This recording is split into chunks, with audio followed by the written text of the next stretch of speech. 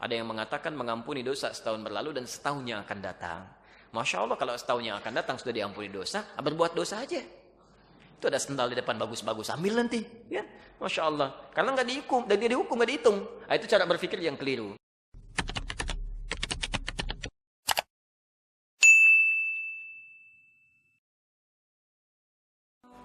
Tanggal 9 Dzulhijjah itu puasa istimewa. Ya, saking istimewanya, saya agak cepat Nabi mengkhususkan kalimat khusus pada puasa di hari ke-9 ini. Ya, diriwayatkan di hadis Muslim, kitab yang saya bawa, nomor hadis 1162. Saya agak cepat sedikit ya, nanti saya berikan rujukan di akhir TV untuk kajian lebih lengkapnya. Sudah? Hadis Muslim nomor hadis 1162 dari Abu Qatadah Al-Ansari. An Abi Qatadah Al-Ansari radhiyallahu taala anhu qala, dari Abu Qatadah, semoga Allah memberikan ridha kepada beliau, menyampaikan, Su'ilan Nabiyyu sallallahu alaihi wasallam an siyami yaumi Arafah. Di riwayat lain an shaumi yaumi Arafah. Nabi sallallahu alaihi wasallam pernah ditanya tentang puasa ya, di hari Arafah. Ingat ya? Siyam yaum Arafah. Suka agak keliru, sebagian orang mengatakan saum Arafah. Kalau cuma disebutkan Nabi mengatakan siyam Arafah, puasa Arafah, Arafah itu menunjuk pada momentumnya ya, momentum orang wukuf.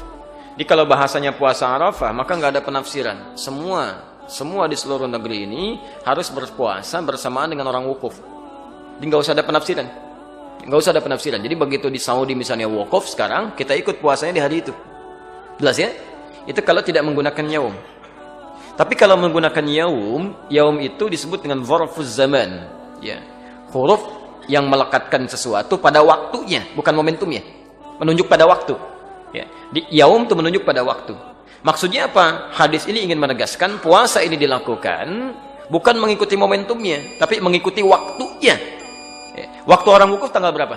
8 apa 9? 9. Ya. Di waktu orang wukuf di tanggal 9 Dzulhijjah. Artinya, kalau di satu tempat, satu daerah, satu negara sudah masuk ke tanggal 9 Dzulhijjah, sekalipun tidak sama dengan tempat orang wukuf sekarang di Saudi, maka itu sudah harus menunaikan puasanya. Jadi jatuh puasanya pada tanggalnya, bukan pada momentum wukufnya. Jelas ya? Yang harus diikutkan pada tempat tertentu. Ya, misal sekarang di Saudi. Ya. Misal, mohon maaf, pemerintah kita menetapkan waktu misalnya awal Dzulhijjah beda dengan Saudi, misal karena zonanya misalnya ada perbedaan tertentu. Ya, dalam hal tertentu, kondisi tertentu, misal saja ya. Maka yang diikuti saat puasa Arafah itu bukan ikut ke yang wukuf, bukan waktu Saudi, tapi waktu sini. Ya. Karena zona itu bisa berbeda, Pak. Ya. Saya sering katakan begini, Saudi dengan Indonesia beda berapa jam? Wah, antum ukurnya ke Jakarta 4 jam, di Papua 6 jam. Indonesia itu kan luas, dari Sabang sampai Merauke, ya kan? Masya Allah. Jadi kalau kita ukur dengan Papua 6 jam, Jakarta 4 jam.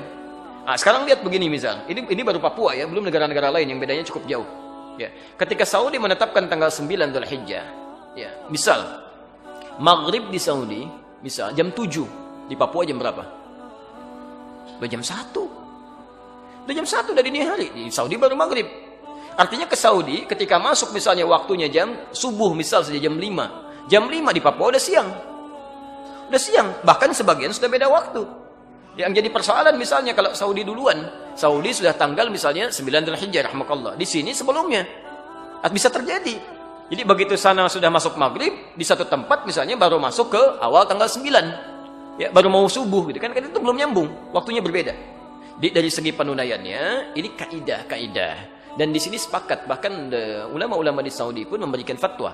Jadi kalau di satu negara zona waktunya berbeda jauh, ya tidak terlampau dekat, yang bisa melahirkan perbedaan waktu, maka waktu di negara tersebut yang diikuti. Kecuali kalau waktunya dekat, sekitaran Teluk, kemudian UAE, Qatar, bahkan kami sampai ke Libya. Itu kalau Saudi musim haji sudah ikut waktu Saudi, ya nggak ribut-ribut lagi. Kecuali kalau yang masanya cukup agak jauh seperti kita saat ini di beberapa tempat. Jelas ya? Jadi nanti kalau pemerintah menetapkan waktu misalnya bersamaan, alhamdulillah. Kalau tidak, ikuti waktu kita. Jelas ya? Baik. Itu pahalanya, Pak. Sehari aja, Bu. Sehari aja. Yukaffiru sanatal madhiyah wal baqiyah. Bisa menggugurkan dosa setahun berlalu. Plus menjaga tidak berbuat dosa setahun yang akan datang. Lumayan.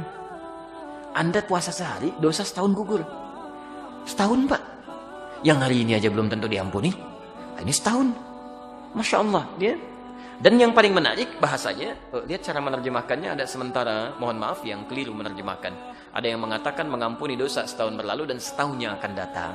Masya Allah, kalau setahunnya akan datang sudah diampuni dosa, berbuat dosa aja. Itu ada sendal di depan bagus-bagus, ambil nanti, ya. Masya Allah, karena nggak dihukum, dan dia dihukum nggak dihitung. Nah, itu cara berpikir yang keliru. Jadi menerjemahkannya, mengampuni dosa yang telah lalu setahun dan menjaga orang ini tidak berbuat dosa untuk setahun yang akan datang. Artinya kalau ada orang, maaf ya, ada orang berpuasa Arafah, setelah puasa masih bisa berbuat dosa dari ujung kepala sampai ujung kakinya, berarti puasanya gagal. Jelas ya, puasanya gagal. Misal setelah puasa Arafah berdusta, nah itu tanda pertama puasanya gagal, tidak bernilai. Ya cuma menahan lapar dan haus saja. Jelas sampai sini?